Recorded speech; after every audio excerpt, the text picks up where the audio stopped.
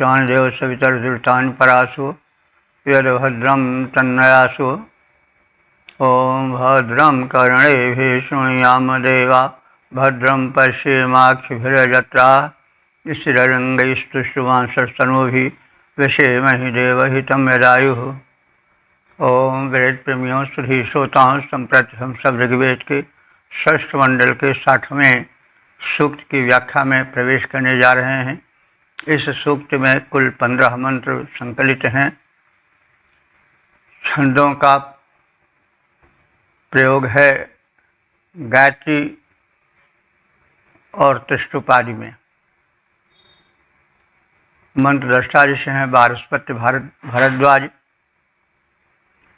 और देवता हैं इंद्राग्नि। षष्ठ मंडल के 60वें सूक्त के पहले मंत्र के दृष्टा ऋषि हैं बारहस्पति भरद्वाज, छंद त्रिष्टुप और देवता इंद्राग्नि। शीर्षक है प्रातः इंद्राग्नि की उपासना का फल। अब संबंधित मंत्र का सर्वप्रथम सस्वर पाठ हो जाए। श्नथद्रत्रमुदसरो दिवाजमिन्द्रायो अग्ने सहरे समर्याद इरज्यन्तामसव्यस्य भोरे सहस्तपा सहसा वाजयन्ता। इस प्रथम मंत्र में उदार शक्ति संपन्न देव इंद्र और अग्नि की उपासना का सत्परिणाम कहा गया है। इंद्र और अग्नि के विषय में पिछले सूक्त में कहा गया है। देवों का क्लियर कॉन्सेप्शन अर्थात सुस्पष्ट अवधारणा आवश्यक है। इंद्र ऋग्वेद में परब्रह्म परमात्मा के स्थान पर है। अग्नि उसका तेजोमय रूप है और तेजस्वी और तेज, शक्ति और शक्तिमान दो नाम के होते हुए भी मूलतः एक ही हैं और इसलिए इनको एक करके कहा गया है। इंद्र के अनेक रूप हैं, अनेक नाम हैं, अनेक उनके गुण हैं। समय समय पर प्रसंगानुकूल अर्थ लगाया जाता है। इंद्र जैसे परमात्मा आत्मा के रूप में शरीर में है, वैसे इंद्र भी आत्मा रूप में, प्राण रूप में शरीर में है और इसी इंद्र के रहने के कारण इंद्रिय शब्द बना है। हाथ, पैर, आँख, नाक, कान ये सब इंद्रिय ही हैं और ये इंद्र के रहने पर, आत्मा के रहने पर ही ये इंद्रियां कार्य कर पाती हैं। तो इस तरह से ऋग्वेद के देवता जो जीवंत देवता हैं, प्रतीक नहीं है, मूर्ति आदि के रूप में प्रतीक पूजा होती है, वो भी अपनी एक अवधारणा है। उसको निकट से व्यक्ति पहचान कर कुछ उसके प्रति अधिक झुकाव रखता है, क्योंकि जो बहुत निकट रहता है वह कुछ कम महत्व का हो जाता है। प्रायः अति परिचयाद अवज्ञा। जो बहुत निकट का परिचय हो जाता है तो अवज्ञा होती है, अनादर होता है। तो अग्नि हमारे इतने रूपों में दिखाई पड़ते हैं। खास तौर से हम अग्नि समझते हैं जो ज्वाला रूप में है, लेकिन अग्नि के अनेक रूप हैं। इनको हम बताते रहते हैं समय समय पर। ये तदर्थ पिछले एपिसोड को भी देखना आवश्यक है। तो इसमें इंद्र और अग्नि का मिलित उपासना विधान है। यह इंद्र, जो इंद्र और अग्नि देवता की सहुरी सपरिजत प्रातः वेला में पूजन करता है, वह उपासक वृत्रम, वृत्त कहते हैं घेरा डाले पड़े हुए शत्रु को। वृत्तासुर को वृत्त कहते हैं, लेकिन वृत्तासुर को इसलिए एक विशिष्ट असुर के साथ जोड़ देते हैं संबोधित करके। लेकिन वृत्त शब्द जो है वो समस्त शत्रुओं के लिए जो संगठित हो करके प्रहार करते हैं उनके लिए प्रयुक्त होता है। तो वृत्रम माने उन शत्रुओं को जो संगठित हो करके एक साथ घेरे डाले हुए हैं, चाहे तन मन के हों, चाहे भी आंतरिक हो, चाहे बाह्य हों, उन सभी शत्रुओं को स्नथत ये देवद्वय मार डालते हैं। बाजम सनोति, और इन देवद्वय की उपासना से उपासक बाजम, बाज माने होता अन्न और बाज माने बल भी होता है, सनोति माने प्राप्त करता है। तो उपासक अन्न, शक्ति आदि प्राप्त करता है। सहस्तमा, ये दोनों बलवान हैं, बलशाली हैं। सहसा वाजयंतः, अपने ही बल से बलशाली हैं, इन्हें किसी अन्य के बल की प्राप्ति से बलि बनने का कारण नहीं है, यानी वे स्वतः बलशाली हैं, किसी अन्य के बल के संक्रमण से उनमें बल नहीं आता है, बल उन्हें मांगना नहीं पड़ता है। तो सह कहते हैं बल को, और सहसा माने बल द्वारा, वाजयंतः माने बलशाली हैं।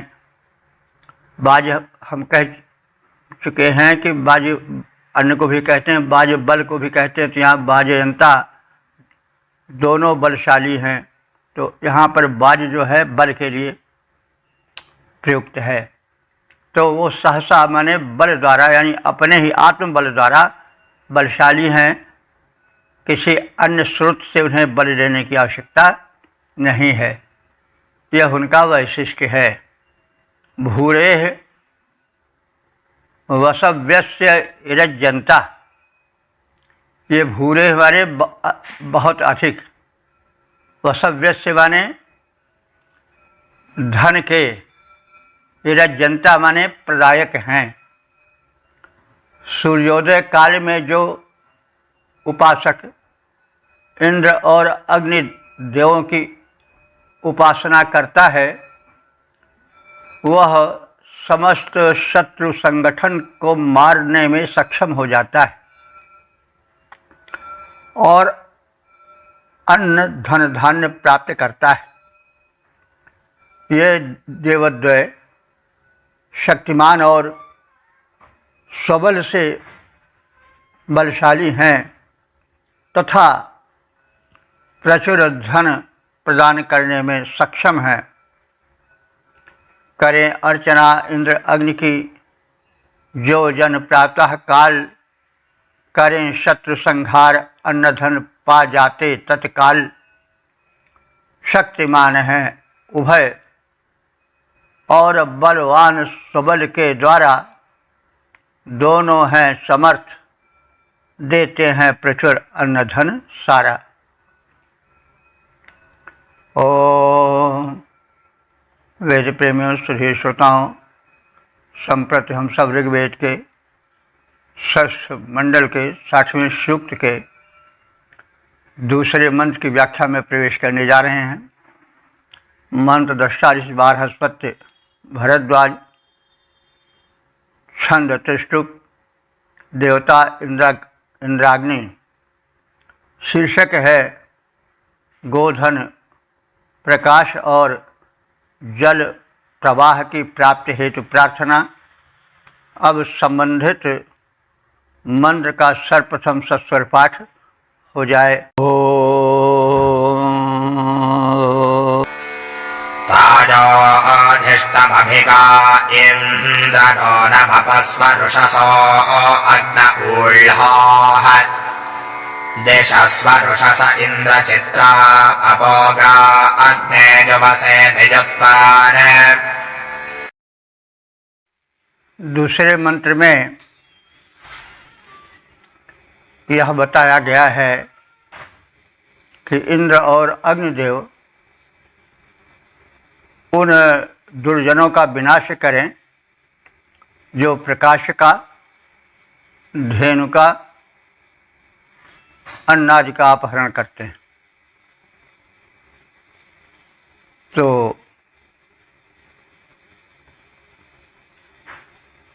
हे इंद्र, हे अग्निदेव, ये दुर्जना जो दुष्ट गण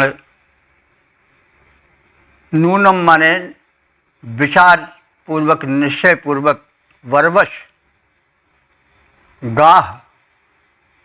गायों का अपहरण कर लेते हैं, अपह जल का अपहरण कर लेते हैं, स्व माने प्रकाश का अपहरण कर लेते हैं और उषा का अपहरण कर लेते हैं, उषसा।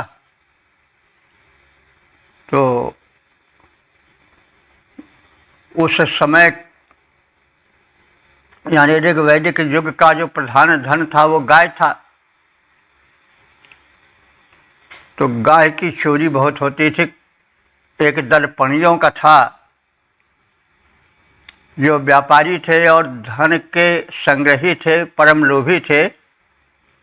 धन संग्रह से उनका पेट ही नहीं भरता था, वे चोरी भी करते थे और गाय चुराते थे। तो उनके विनाश की प्रार्थना है। अपाह कुछ लोग जल चुराते थे, यानी जल की धाराएं अपनी ही ओर मोड़ लेते थे। जल को केवल अपने ही लिए रखते थे, अन्य लोग प्यासे मर जाएं इसकी उन्हें चिंता नहीं थी। यानी प्यासे मर जाएं तो मर जाएं, तो वे जल के चोर हैं और जल जीवन है। तो आज की तरह उस युग में सुगमता से जल प्राप्त नहीं होता था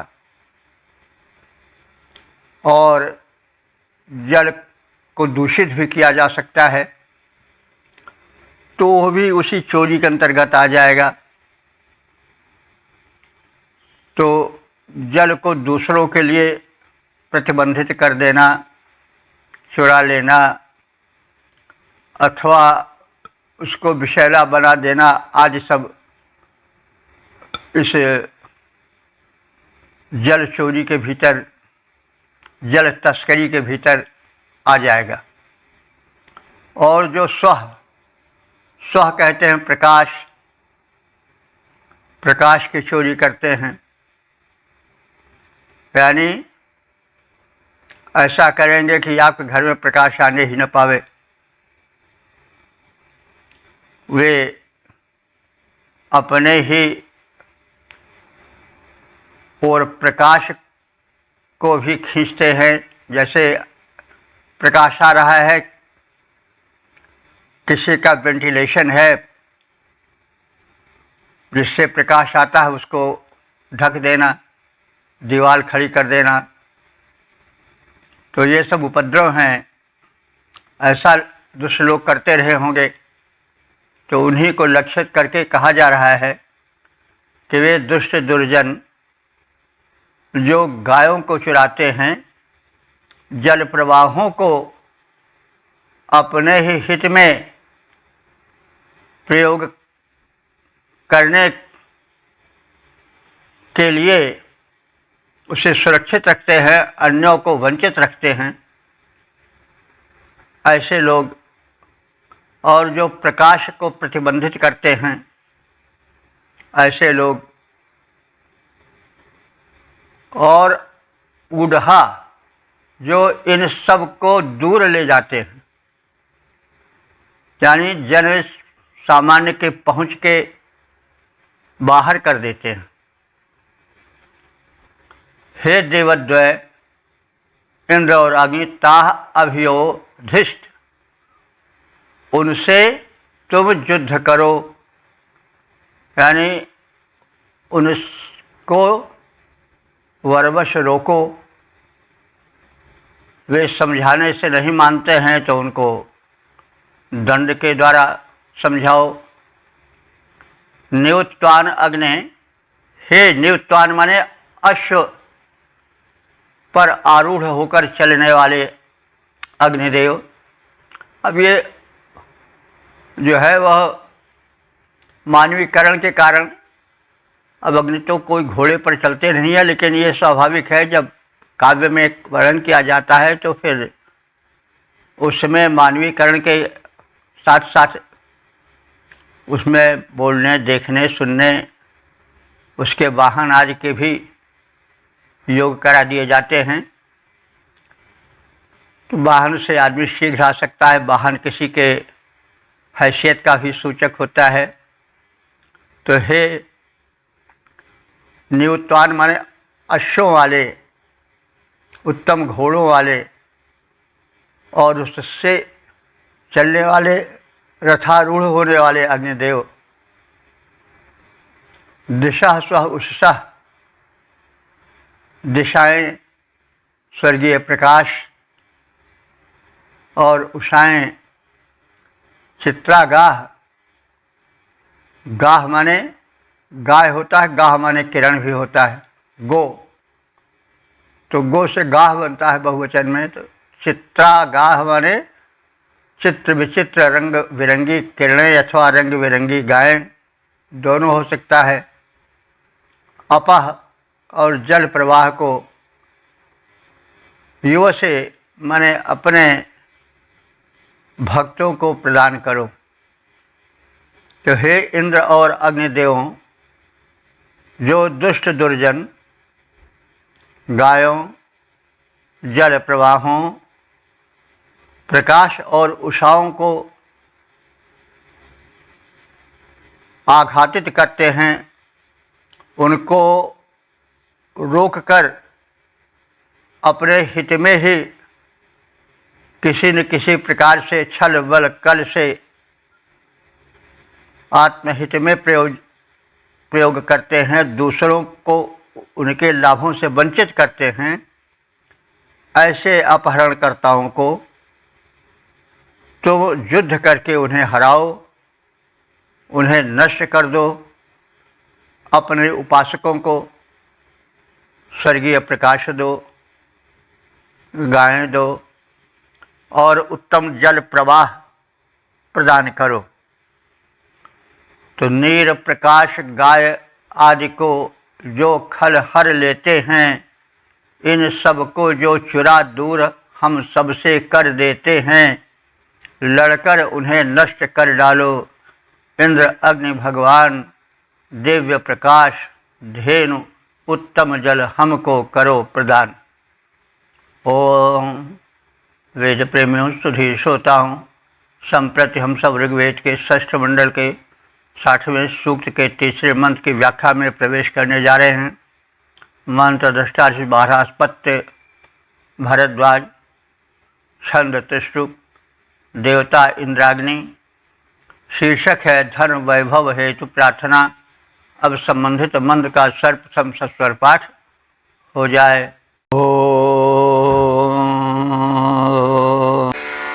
वृत्रहणा वृत्रहभिश्वैरिन्द्रजातन्नमाभिरग्ने अर्वाक युवं राधाभिरकवेभिरिन्द्राग्ने अस्मै भवतमुत्तमेभिः। इस तीसरे मंत्र में इंद्र और अग्निदेव से निवेदन है कि वे सुख समृद्धि संरक्षण समेत भक्तों के निकट बने रहें। इंद्र अग्नि, हे इंद्र और अग्नि देवता, वृत्रहणा, हे वृत्तों यानी संगठित शत्रुओं को मार डालने वालों देवद्वय, वृत्रहभि सुष्मयी, वृत्त माने शत्रु, वृत्रहभि माने शत्रु हंता, शत्रु संहारक, सुष्मयी माने बल द्वारा, शत्रु संहारक बल द्वारा, हे तुम दोनों देव इंद्र और अग्नि, नमो भी, नम कहते हैं नमन को, नमस्कार को, और नम अन्न को भी कहते हैं। तो नमो भी माने अन्नों समेत, यहाँ नमः का अर्थ नमन न होकर के अन्न से अधिक जुड़ा हुआ प्रतीत होता है। तो हे देवद्वय, तुम अपने सूक्ष्म सूक्ष्म माने बलों से एक ओर तो वृत्तों को यानी संगठित शत्रु दल को मार डालो, और दूसरी ओर नमो भी माने सद अन्नों से, पुष्ट अन्नों से, पोषक अन्नों से, अर्वाक आयातम, अर्वाक माने समीप, आयातम माने आकर बने रहो, यानी हमसे दूर मत जाओ। एवं उत्तमे भी, अकवे भी, राधे भी, और तुम दोनों उत्तमे भी माने उत्तम, और अकवे भी माने अनिंद्य निर्दोष, राधे भी माने धनों के साथ, राध माने धन होता है नहीं, तो राधनोति कार्याणि इति राधा, जो कार्यों को संपन्न करे वही राध है। धन कैसा बिगड़ा काम हो बना लेता है, इसलिए धन को राध कहा गया है। बहुवचन में राधा हो जाता है। बाद में राधा शब्द प्रयुक्त हुआ कृष्ण की परम प्रेमिका के लिए, जिनका नाम बहुत प्रचलित है ब्रजमंडल में, तो राधे राधे सदैव रटा जाता है। हालांकि राधा शब्द गोपी विशेष के लिए, कृष्ण की श्रेष्ठ प्रेमिका के लिए न तो वेद में प्रयोग है, न उपनिषदों में है, न रामायण में है, न महाभारत में है, यहाँ तक कि भागवत महापुराण में भी राधा का नाम नहीं है। ये बाद में जो मधुर भाव के उपासक हुए जयदेव आदि, विद्यापति आदि, उनके काव्यों में राधा शब्द आया है, और बाद में फिर अष्टछाप के कवियों में उसका अधिक प्रयोग होने लगा। अष्टछाप के कवि तो ब्रजमंडल में रहते ही थे, सूरदास आदि, तो बाद में राधा शब्द बड़ा प्रचलित हो गया। वैसे राधा शब्द भागवत पुराण तक में नहीं है सीधे। तो राध का तात्पर्य हुआ धन, क्योंकि राधनोति साधनोति कार्याणि राधा, तो राधा देवी भी सिद्धि देती होंगी, इसलिए उनको राधा कहा गया। बहरहाल ऋग्वेद में राध शब्द या राधा शब्द का अर्थ होता है धनैश्वर्य। तो हे देवद्वय, तुम दोनों हम उपासकों को उत्तम अनिंद निर्दोष धनों के साथ असमय भवतम हमारे होकर रहो। देखिए, धन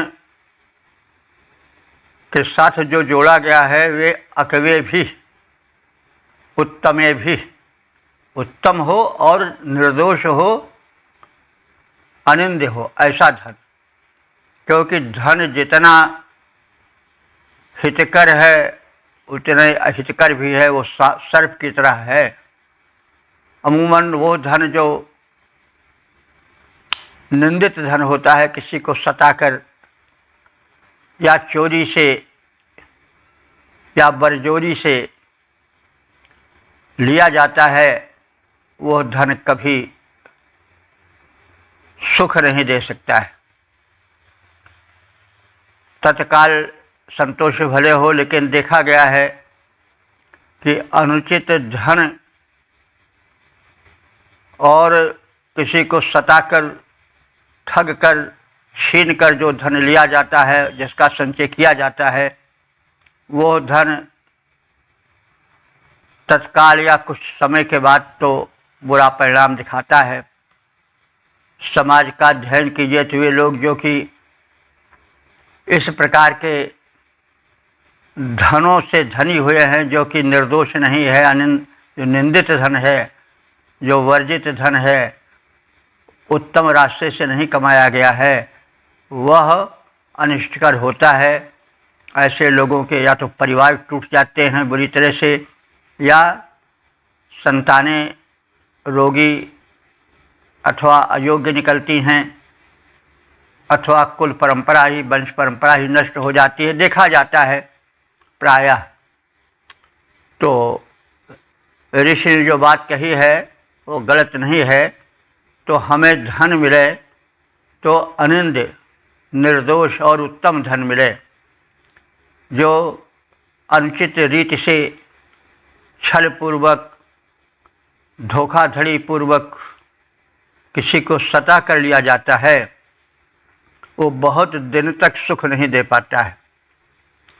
अब इसको अधिक कहने की आवश्यकता नहीं, आप सब देखें तो पता चलेगा कि अंत में वो धन जन समेत लेकर जाता है, सूद ब्याज सहित वो कष्ट देकर और नष्ट होता है। तो इसलिए ऋषि जो है उत्तम और अनिंद निर्दोष धन की कामना करता है और कहता है कि हे देवद्वय अस्मय भवतम, इस प्रकार से तुम हमारे बने रहो। तो हे वृत्रहंता, अग्नि और इंद्रदेव शत्रु संहारक शक्तियों से संपन्न होकर अन्न धन वैभव समेत हम उपासकों के समक्ष आओ। उत्तम निर्दोष अनिंद धन वैभवों के साथ हमारे निकट आओ और सदा हमारे अपने बनकर निकट निवास करो। हे शत्रु निहंता अग्नि इंद्र अरिसंहारक बलधारे, उत्तम अन्न समेत देववर आवो निकट हमारे। उत्तम और अनिंद धनों को रखो अपने पास और हमारे पास रहो तुम बनकर अपने खास। ओम वेद प्रेमियों, सुधीर श्रोताओं, संप्रति हम सब ऋग्वेद के षष्ठ मंडल के 60वें सूक्त के चौथे मंत्र की व्याख्या में प्रवेश करने जा रहे हैं। मंत्र दृष्टा इस बार बृहस्पति भारद्वाज, छंद गायत्री, देवता इंद्राग्नि और शीर्षक है इंद्राग्नि देवों का यज्ञ में आवाहन। अब संबंधित मंत्र का सर्वप्रथम सस्वर पाठ हो जाए।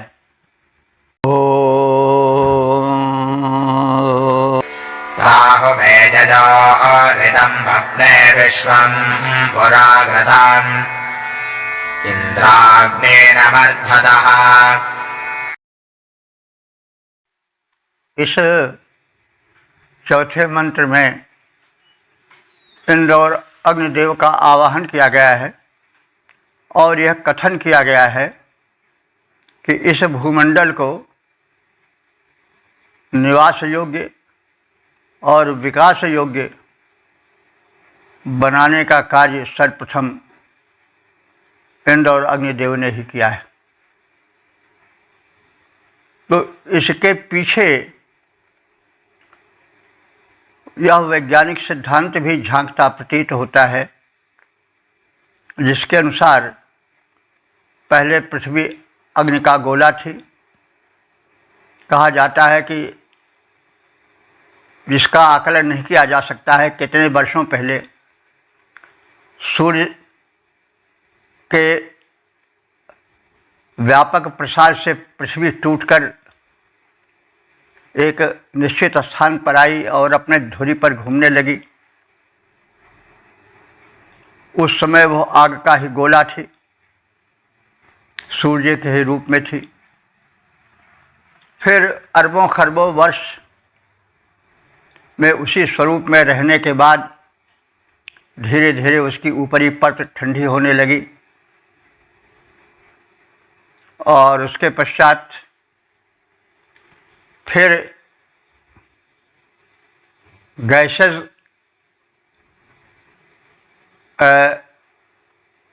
इस भूमंडल पर प्रकट हुए, यानी वायुमंडल में गैसेस होती हैं, हवाएं होती हैं या तत्व होते हैं, जैसे ऑक्सीजन है और हाइड्रोजन है, नाइट्रोजन है। इन सब में ही जल रहता है। ऑक्सीजन और हाइड्रोजन का एक निश्चित मात्रा में जब मिलन होता है तो जल बन जाता है। तब एक व्यवस्था है। तो जल इन्हीं दो गैसेस हाइड्रोजन और ऑक्सीजन के एक निश्चित मात्रा में मिलने के फलस्वरूप स्वरूप पाता है। तो यह प्रबंधन इंद्र और अग्नि के द्वारा हुआ। जल वृष्टि हुई, पृथ्वी की ऊपरी सतह ठंडी हुई, जल के साथ नदियां बनी, पहाड़ों पर जल गिरा, लेकिन उसे जल के प्रवाहित होने के लिए मार्ग चाहिए था, तो मार्ग बनाया इंद्र ने। और अग्निदेव शांत हुए, परत ठंडी हुई। इंद्र के विषय में पहले भी कहा गया है कि उन्होंने पर्वतों का पंख काट दिया। यह पौराणिक कथन है, पर्वतों को ठहरा दिया, ऐसा कथन वेद में भी आया है। यानी धरती के प्रारंभिक दिनों में बार बार एक दिन में कई बार ज्वालामुखी फूटते थे। कहीं धरती धंस जाती थी, कहीं उठ जाती थी। तो यह करोड़ों वर्ष तक क्रम चलता रहा। तो इंद्र शक्ति ने इस परंपरा को रोका। इसीलिए इंद्र को कहा गया है पक्षभृत, पहाड़ों के पंख को काटने वाला। तो पंख काटने का मतलब हुआ कि उनको एक स्थान पर ज्यों के त्यों बने रहने की स्थिति बनाना। फिर धीरे धीरे ऊपरी परत ठंडी हुई तो उसमें अंकुरण हुए।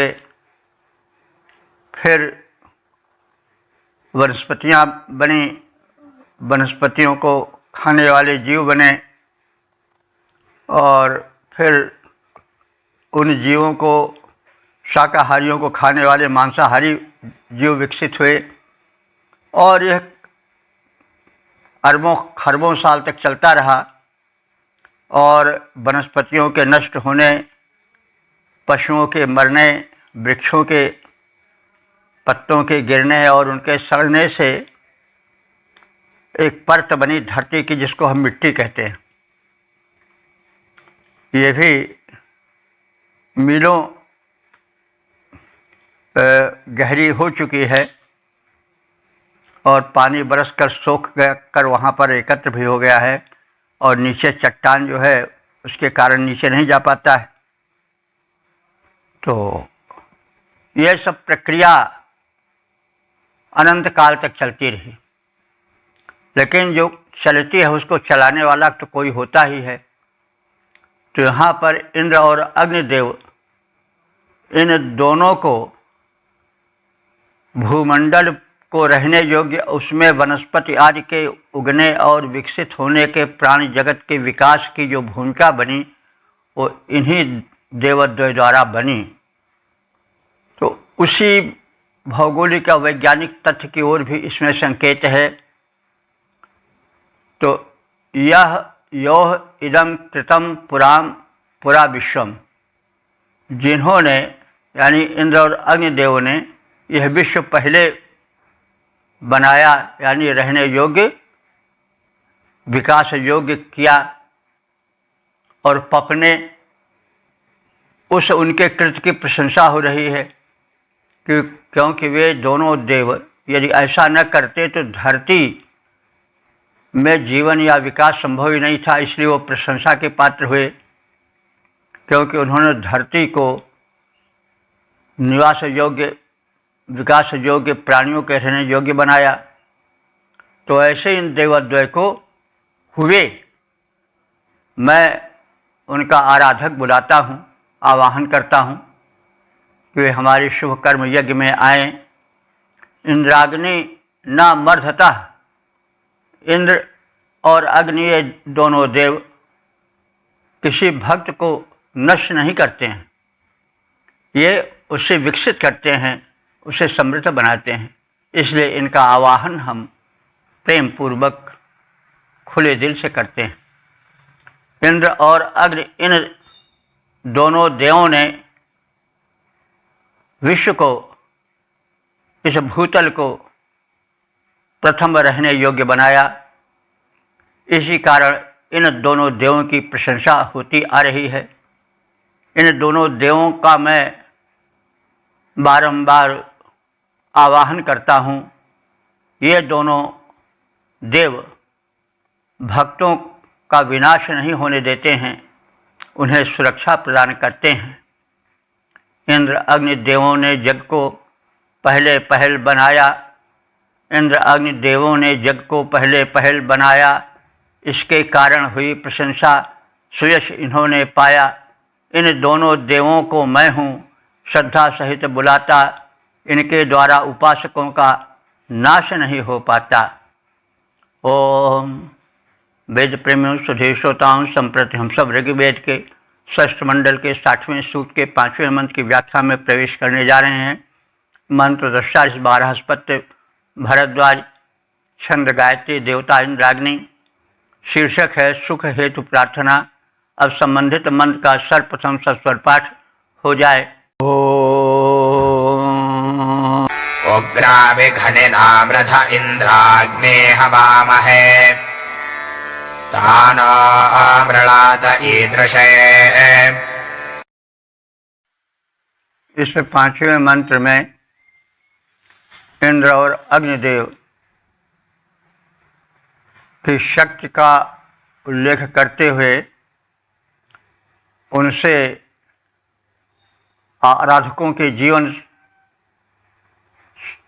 सुखी बनाए रखे जाएं, यह प्रार्थना की गई है। इंद्राग्नि, हे इंद्र और अग्नि देवों, उग्रा, तुम उग्रवीर हो, क्षत्रिय प्रकृति के देवता हो। क्षत्रिय प्रकृति का मतलब हुआ कि जो प्रचंड भी हों और पालक भी हों। क्षत्रिय का मतलब संहारक ही नहीं होता है। क्षत्रिय का मतलब हुआ क्षतात त्रायते क्षत्रिय, जो किसी निर्दोष को नष्ट होने से बचाए वो क्षत्रिय है। लेकिन उसके लिए प्रचंडता की आवश्यकता होती है। हाथ जोड़ने से कोई हिंसक, कोई कतली खूनी लुटेरा बस में नहीं होता। इसलिए शक्ति प्रदर्शन की आवश्यकता होती है। शक्ति प्रदर्शन में प्रचंडता आवश्यक होती है। क्रोध का यही उपयोग होता है। क्रोध इसलिए बनाया गया है कि क्रोध से जो है वो ऑक्सीजन ज़्यादा बनती है, सांसें बढ़ जाती हैं, और जो शुगर होती है शरीर की वो जलने लगती है, और शुगर जल करके ऑक्सीजन से ऊर्जा प्रकट करती है। तो इसलिए क्रोध में ऊर्जा अधिक हो जाता है। अनुभव करते हैं ना, जब क्रोध होता है तो आदमी की सांसें तेज हो जाती हैं। सांसें तेज मतलब ऑक्सीजन ज़्यादा आने लगती है, और एक अग्नि से उत्पन्न होती है, चेहरा लाल हो जाता है। तो उससे शक्ति मतलब एक तरह से ज़्यादा उग्र हो जाती है, प्रचंड हो जाती है, तेज हो जाती है। तो क्रोध शरीर में अत्यधिक शक्ति संचार के लिए होता है। तो क्रोध की अपनी उपयोगिता है। लेकिन जो हरदम क्रोध करते हैं वो तो एक बीमारी है, क्योंकि क्रोध से एक रक्त तो जलता ही है, ऊर्जा तो जलती ही है, जीवन का कोश समाप्त होता है। इसलिए क्रोध अच्छा नहीं है। लेकिन क्रोध की अपनी उपयोगिता है, क्योंकि सामना करने के लिए शक्ति चाहिए, और शक्ति का आधिक्य क्रोध की स्थिति में होता है। तो अब इन सब चीज़ों में जो सूक्ष्म भेद है उसको समझना चाहिए। तो अग्नि और इंद्रदेवों को उग्र बताया गया है। तो उग्र यानी प्रचंड कहिए, क्रोधी कहिए, तो कोई बहुत अच्छा नहीं मानते हैं, लेकिन वो आवश्यक है, क्योंकि उससे एक बल का अतिरिक्त संचार होता है। तो ये क्षत्रिय प्रकृतिक देव हैं, दानवी शक्तियों को नष्ट करते हैं, और नष्ट करने में ऊर्जा की आवश्यकता होती है। ऊर्जा क्रोध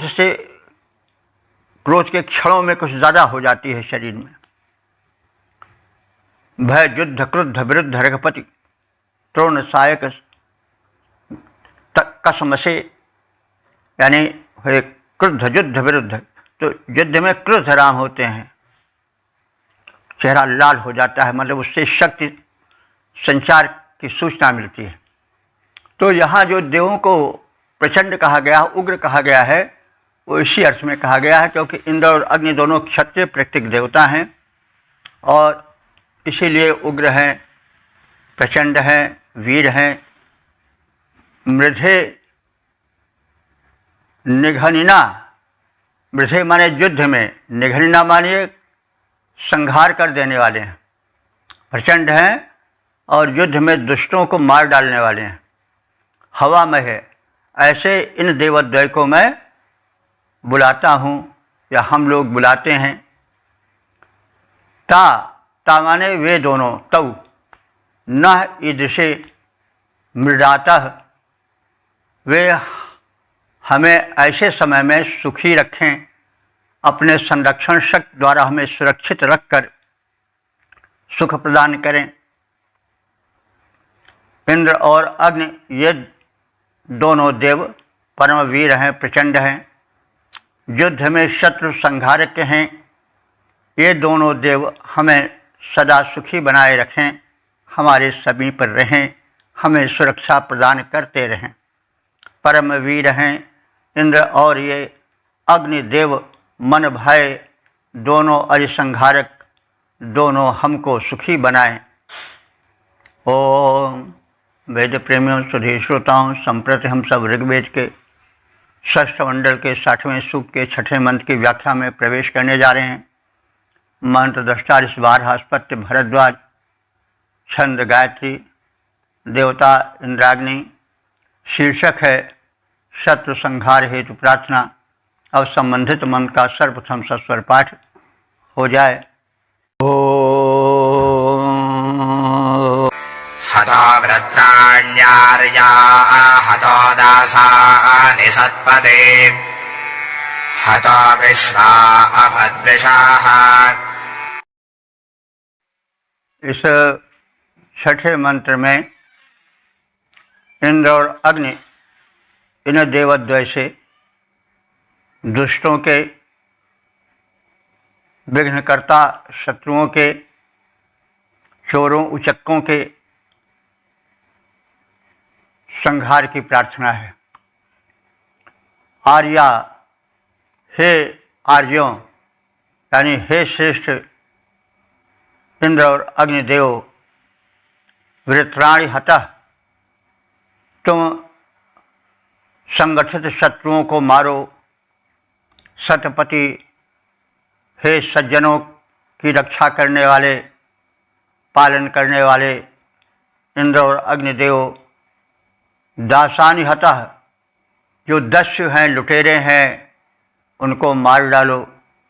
विश्वाह दुषः अप हतः, विश्वाह माने सभी, संपूर्ण, दुषः माने द्वेष करने वाले शत्रुओं को, अपहतः माने मार डालो।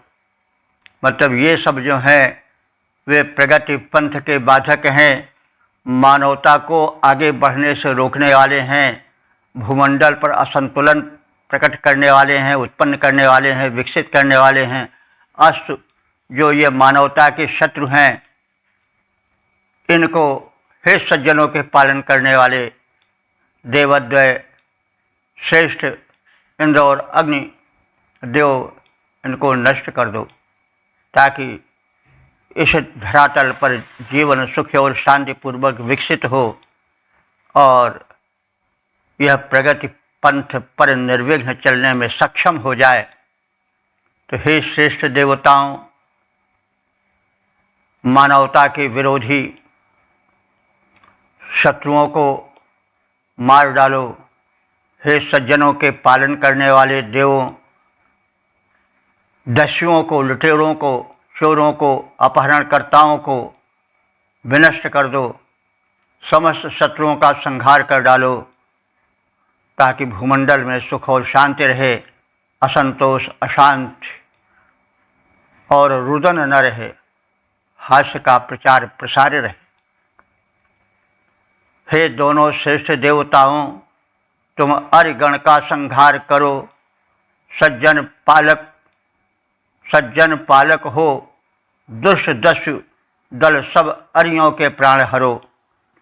ओम वेद प्रेमियों, सुधी श्रोताओं, संप्रति हम सब ऋग्वेद के षष्ठ मंडल के 60वें सूक्त के 7वें मंत्र की व्याख्या में प्रवेश करने जा रहे हैं। मंत्र दृष्टा इस बार हास्पत्य भारद्वाज, छंद गायत्री, देवता इंद्राग्नि, शीर्षक है सोमपानार्थ प्रार्थना। अब संबंधित मंत्र का सर्वप्रथम सस्वर पाठ हो जाए। ओम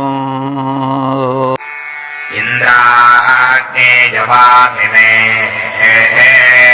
एभिस्तामा अनोषता पिबतं संभवासुतम्।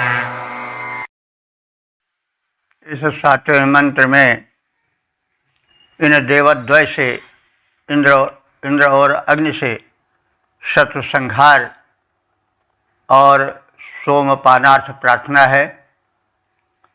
सोम के विषय में आप सब जानते हैं, यह उत्तम कोटि का नैवेद्य है और नैवेद्य माने चढ़ावा। हम जो चढ़ा रहे हैं, जो समर्पित कर रहे हैं, उसे देव स्वीकार करें। आज भी हम यह कहकर आहार करते हैं या किसी चीज का भक्षण करते हैं, इतोदीयम वस्तु गोविंद तुभ्यमेव समर्पये प्रसादम कुरु केशव। जब देव उसके ग्रहण कर लेते हैं तो प्रसाद बन जाता है। जो कुछ हम खाते पीते हैं, अगर उसे ईश्वरार्पित कर दें तो वो हमारा भोजन नहीं रह जाएगा, खाना नहीं रह जाएगा, वह प्रसाद बन जाएगा।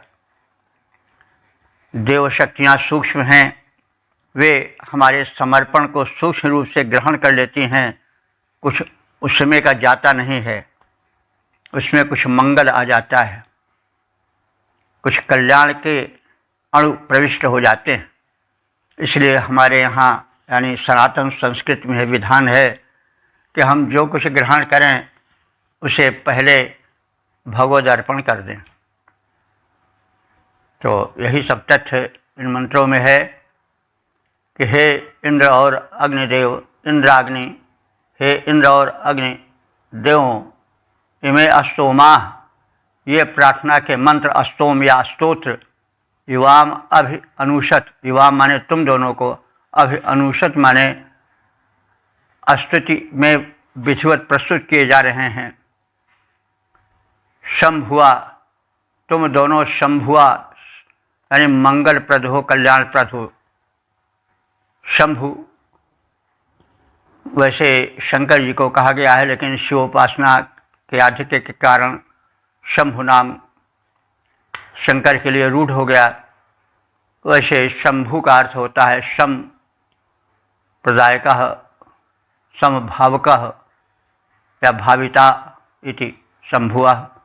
तो जो कल्याण को प्रकट करे, कल्याणकारी हो, शंभु है। तो यहाँ शंभुआ द्विवचन आया है और कल्याण या मंगल करने वाले इंद्र और अग्नि दोनों देवों के लिए प्रयुक्त हुआ है, द्विवचन में शंभुआ।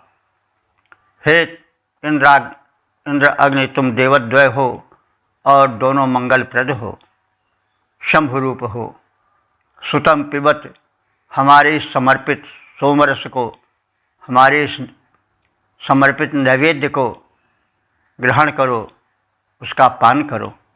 हे इंद्र और अग्निदेव, ये स्तुति मंत्र तुम दोनों को समर्पित हैं। तुम दोनों मंत्र प्रार्थना के भाव को जो भरे हुए हैं वे तुम्हें समर्पित हैं, उनका श्रवण करो। और जो तुम्हें समर्पित सोमरस है, नैवेद्य है, उस सोमरस का पान करो। स्तोता स्तुति करते हैं, हे इंद्र अग्नि देवों महान, हे मंगलप्रद दोनों देवों, आओ कर लो रस सोमपान। ओम वेद प्रेमियों, सुधी श्रोताओं, संप्रति हम सब ऋग्वेद के षष्ठ मंडल के 60वें सूक्त के 8वें मंत्र की व्याख्या में प्रवेश करने जा रहे हैं। मंत्र दृष्टा इस बार हस्पत्य भरद्वाज, छंद गायत्री, देवता इंद्राग्नि है।